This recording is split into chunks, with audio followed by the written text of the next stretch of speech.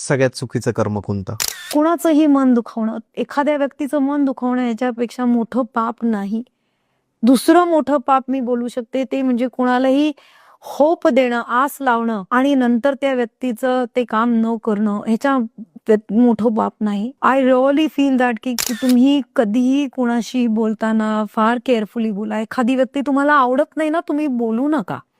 It's okay, पण तुम्ही दुखवू नका.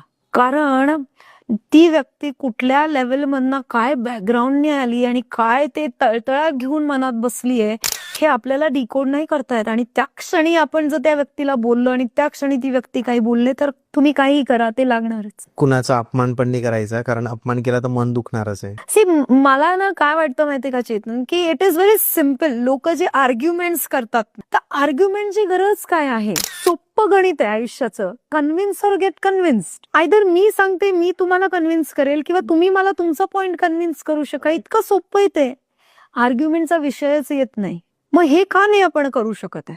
करायला पाहिजे. आणि हेच आपल्याला समजून घ्यायला पाहिजे की आपले कुठला ग्रह काय पॉसिबिलिटी आहे. कारण आय टेल यू, आमच्या ज्योतिषामध्ये एक कॉम्बिनेशन आहे राहू आणि शुक्र. पूर्ण व्हिडिओ बघण्यासाठी YouTube वर जाऊन बँटर विथ चेतन सर्च करा.